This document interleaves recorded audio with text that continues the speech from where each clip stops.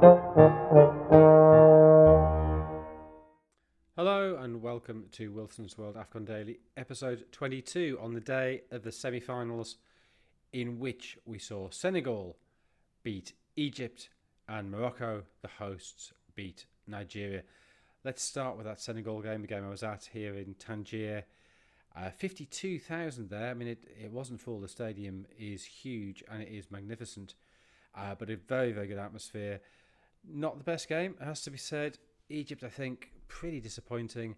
Yeah, they played so well against Cote d'Ivoire in the quarter-final. Not that grinding, killing the game, moaning, wasting time, almost playing for penalties that we saw when they reached the final in 2022 and the 2021 competition and in 2017. It looked like they'd found a way to counter-attack in that quarter-final. Not a sign of it at all today. They were really poor. And not just poor, but they just didn't play. Yeah, you've got Mohamed Salah, you've got Omar Mamouche, you've got Emma Mashur, you've got these players, you've got a very good attacking front three, and they sit there with their back five, with their two holding midfielders, and they don't come out at all.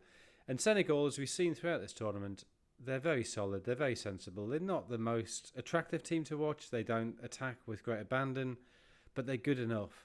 They didn't take risks. Sadio Mané afterwards, very interesting, talking about how they knew that they couldn't afford to be caught in possession. They couldn't afford to give the ball away cheaply, that they played within themselves, a lot of sideways passes. It wasn't a great spectacle. But the sense was, certainly in the second half, as Egypt began to tire, that at some point the ball would drop for them. They'd get their chance, and sure enough, with 13 minutes to go, a shot was blocked, falls for Sadio Mané.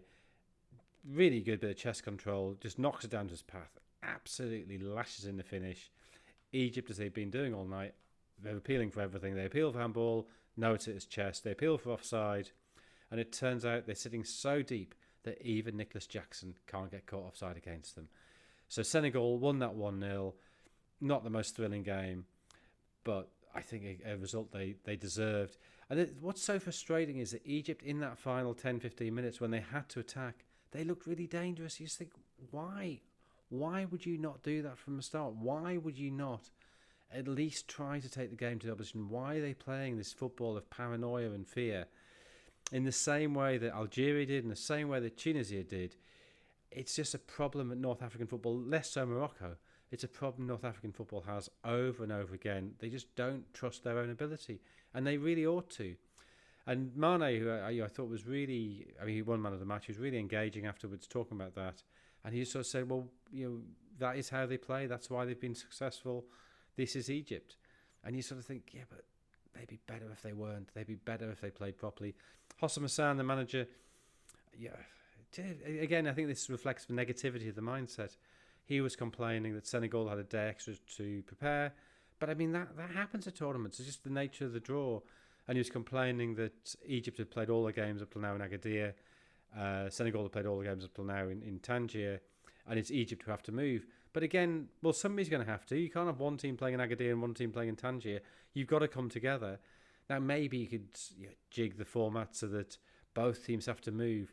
But it's not that big a disadvantage. It certainly doesn't explain why they played so negatively and so without ambition. So Senegal through to the final, looking for their second win in the competition after the first in 2022 and the 2021 competition, and Egypt falling short again, but falling short for such frustrating, self-defeating, predictable reasons. Morocco, who haven't won the tournament since 1976, who haven't been in a final since 2004, they beat Nigeria on penalties, and although it was 0-0, it was Nigeria who didn't play. They were disappointing tonight. They did not attack in the way they have done. They've been the great attacking phenomenon of this tournament. 14 goals in 5 games before tonight. But Alex Iwobi couldn't impose himself. Ademola Lookman couldn't impose himself. Maybe lacking Wilfred Ndidi in midfield. Maybe that led to them being a little bit more cautious, a little bit more conservative because he was suspended. But they really didn't cause Morocco the sort of threat that they'd caused everybody else. And you have to give Morocco credit for that. They defended very, very well. They had by far the more chances in normal time. I think it was 15 chances to 2. Extra time was a bit of a non-event. It goes to penalties, and Bounou, the Morocco keeper, he is a very good. He's a penalty specialist, and he showed it again. And eventually, his save, he actually slightly odd save from Bruno Onyemachi, that he went early to his left and almost had to go back to his right to beat the ball away, but he did so, allowing El Nesri to score the winning penalty.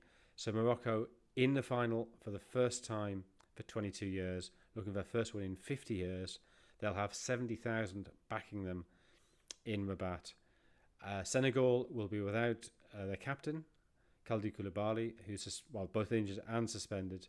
They'll also be without Habib Diarra, the Sunderland midfielder, who picked up a yellow card. I think for dissent, it's a slightly weird incident where there was a whole load of things going on, but he got booked after Salah had caught Mané, and then he himself seemed to catch an Egyptian player as well. But I think it was his dissent complaining that Salah hadn't been booked for that, but got him a yellow card. Either way, he's out of the final. But the truth is that he went off at half-time, and Lamine Camara came on for him, and that balance with Pape Gueye and Idrissa Gueye in midfield actually looked a bit better than it has done with Habib Diarra.